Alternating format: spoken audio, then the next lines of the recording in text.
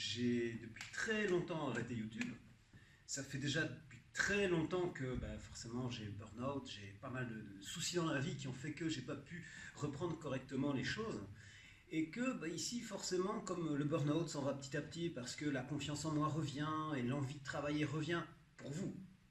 Pas envie de travailler pour un employeur, vous savez, le gars qui va vous faire travailler, faire des trucs de dingue, pour lui, pour son propre bénéfice et avec un salaire minimum garanti, genre 13 euros de l'heure, et toi tu vas taper du métal toute la journée, tu vas souder toute la journée, tu vas balayer toute la journée, tu vas, j'en sais rien, tu vas faire à bouffer toute la journée, moi j'appelle ça visser des bouchons sur des bouteilles, tu vois. Parce que toute ta journée tu vas être comme ça et tu vas être payé 13 euros de l'heure. Jusqu'à 67 ans, tu vois. Elle est belle la vie, hein. Ah, j'adore mon métier, j'adore ce que je fais, et j'adore quand mon chef il me dit t'as pas fait tes 100 bouteilles à l'heure, putain ça va mal aller, tu vas te faire virer. Alors quoi? Je travaille pour vous, parce que vous êtes dans un sens mes clients. C'est pour ça que dans un sens j'aimerais avoir votre soutien, votre support, s'abonner, un petit like, des petits trucs ainsi, la communication en fait entre nous, ça je trouve ça sympa. Mais pour le reste, mon burn-out franchement je l'ai subi, je l'ai franchement analysé, etc.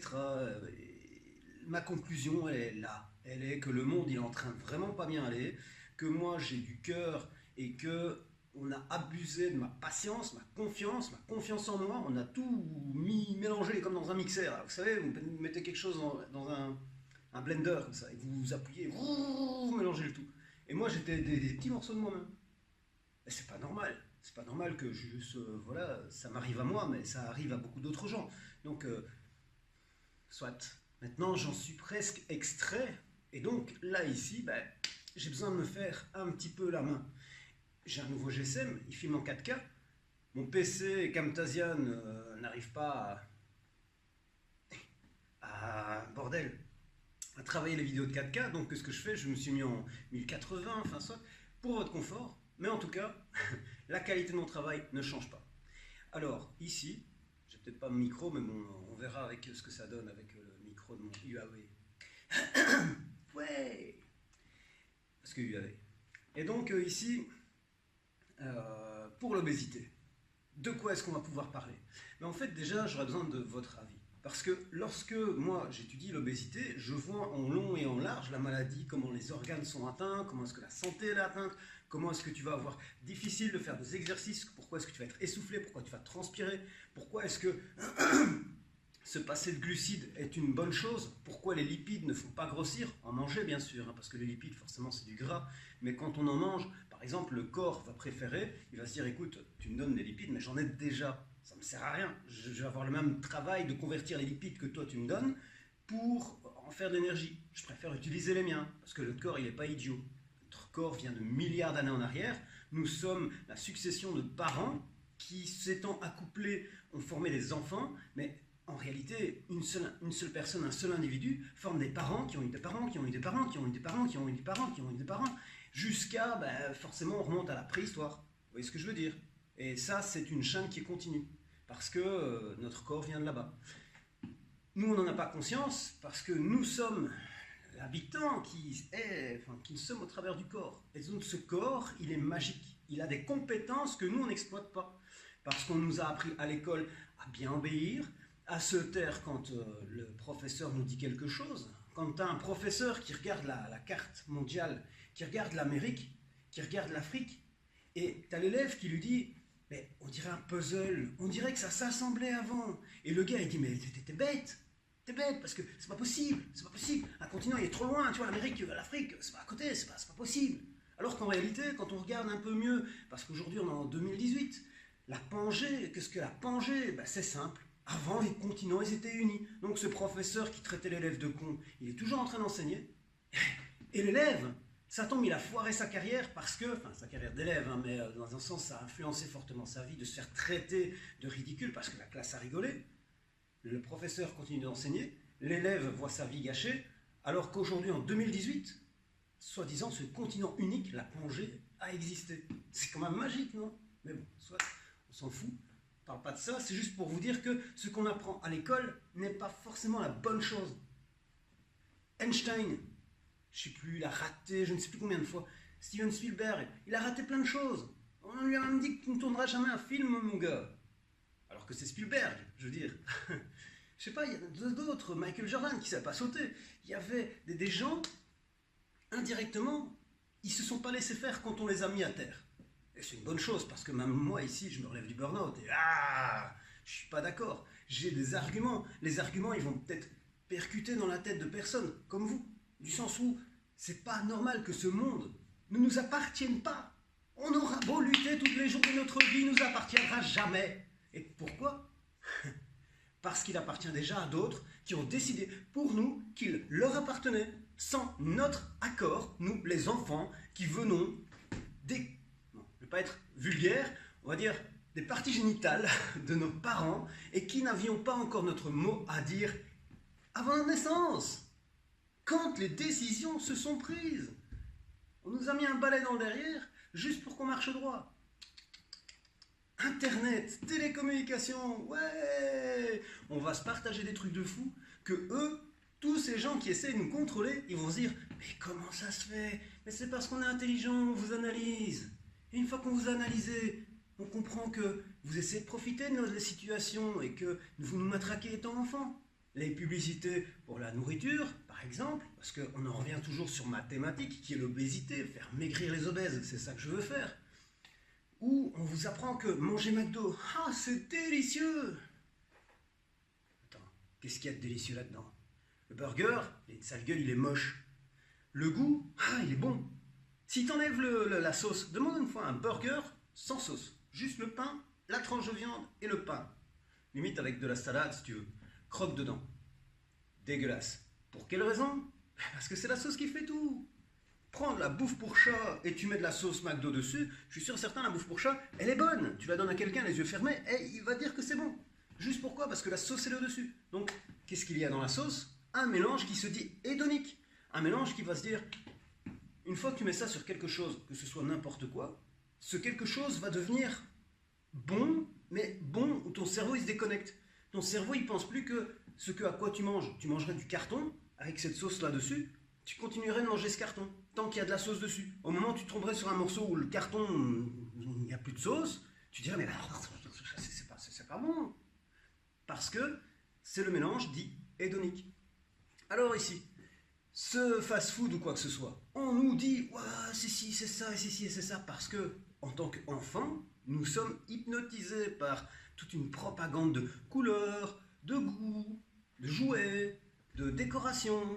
Parce qu'ils ont même un parc à enfants, je veux dire, c'est génial d'aller là-bas, c'est une expérience qui est autre que gustative. Pour nous les parents, c'est juste être assis à table et, pendant que les enfants ils foutent le bordel.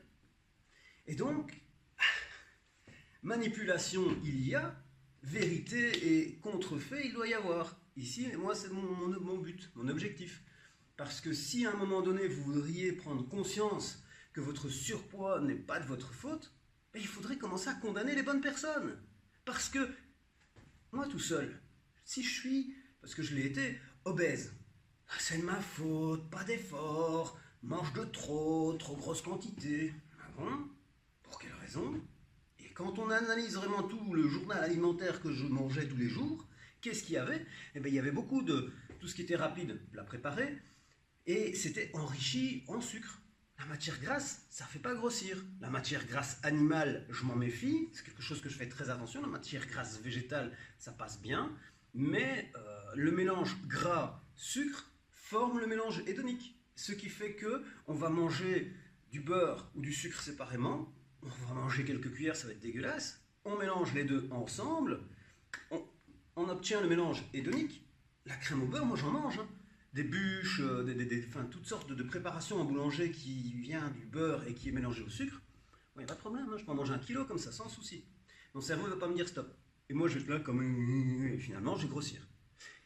Le problème étant, donc, mon obésité n'est pas de ma faute, elle est de l'alimentation que les industries fournissent. Parce que lorsque j'ai été 2 semaines au restaurant asiatique, où je pouvais manger à volonté, moi et mon ex-petite amie, on en avait pour 30 € pour 2 personnes, et j'ai perdu 2 kilos sur 2 semaines de temps. Mon repas était composé essentiellement de poulet avec leur sauce au choix à la carte, et c'était des légumes. Je prenais des brocolis, je prenais toutes sortes d'autres légumes. Même ma vidéo elle a été sanctionnée par YouTube parce que J'avais mis une belle vidéo, mais elle était sous copyright. Mais bon, soit c'est du passé, tout ça. Ça date d'il y a, je pense, 2 ans, un truc ainsi.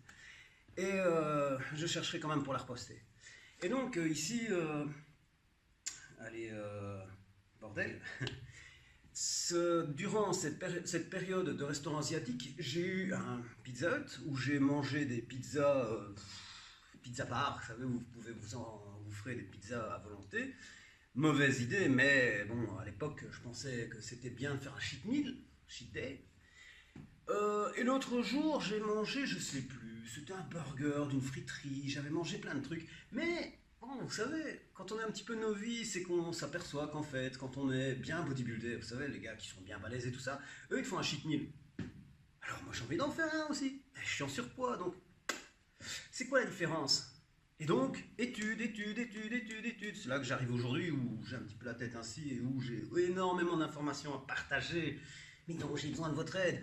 Parce que sans votre aide, je suis tellement vaste. Votre aide, ça va faire comme un entonnoir. Ça va me dire, on a besoin de ça, ça, ça, ça, ça et ça. Les commentaires sont là pour ça.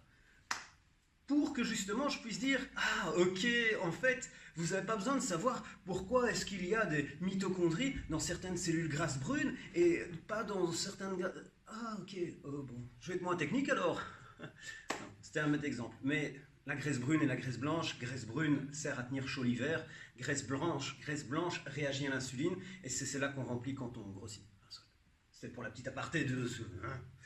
Et donc voilà, là ici c'est une petite vidéo d'introduction de mon retour sur YouTube qui vous demande à tout prix de l'aide sur vos problèmes, en tout cas que vous rencontrez avec l'obésité, le surpoids, et même les exercices physiques, en sachant qu'à la base vous devez être obèse et que votre surpoids doit vous déranger.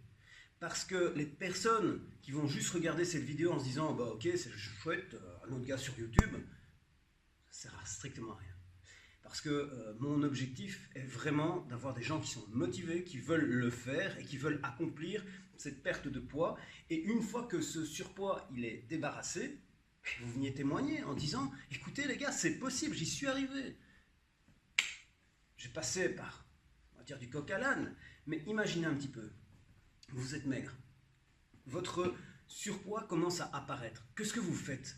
Vous luttez contre et vous revenez en arrière. Ça ne fait pas plaisir de subir et de souffrir de l'obésité. Lorsque vous êtes obèse, pourquoi est-ce que vous ne pourriez pas redevenir mince et maigre? Parce que votre corps, il a pris du temps à rester tel quel, il a l'habitude de tous les jours avoir un gros shoot d'insuline, et cette insuline va demander au corps de stocker dans le muscle. Quand le muscle il est full, il ne sait plus rien bouffer, il ne sait plus rien avaler, c'est les cellules de gras qui vont être remplies. Si les cellules de gras elles sont trop remplies, elles se divisent et elles se remplissent parce que les nouvelles cellules créées, elles deviennent de plus en plus amples, ce qui veut dire qu'on peut devenir obèse à volonté, ce qui veut dire qu'on peut faire 200-300 kilos si on ne regarde pas, ce qui veut dire si on ne met pas le frein tout de suite. Ensuite, parce que forcément... si les personnes ne savent pas faire de cellules de gras, ce qui veut dire qu'ils ont un stock, quand ce stock il est rempli, les cellules les stoppent, il n'y a pas plus de cellules. Le sucre et l'insuline vont être dans le sang, dans nos artères, ça va faire déconner le truc. Notre cerveau il va rien comprendre, il va dire au pancréas, tu produis trop, tu produis pas assez, tu produis trop, tu produis pas assez. Et le pancréas qu'est-ce qu'il va faire? Il va faire un gros fuck, il va dire écoutez, moi les gars, je me mets en grève, et insulinorésistance, injection d'insuline, et résultat, les personnes deviennent diabétiques. En tout cas, les pauvres qui ne savent pas faire de cellules de gras. Maintenant, tout ça pour dire, s'il vous plaît, partagez, likez, commentez, faites ce que vous voulez, pourvu que ce soit du positif.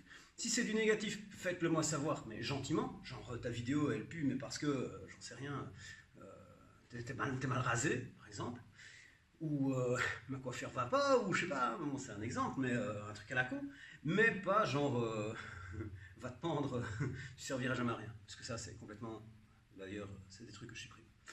Et donc voilà, la vidéo d'aujourd'hui est terminée. C'est pas vrai que j'ai fait une vidéo. J'ai fait une vidéo. Parce que là, c'était une vidéo d'un... Ouais, je le sens bien, le feeling est bon. Allez, cette vidéo est terminée. Je vous souhaite la bonne journée. J'espère à tous que vos projets vont franchement bien aboutir, réussir comme vous le souhaitez. Et surtout, bonne journée. et gardez le feu sacré. Bye bye.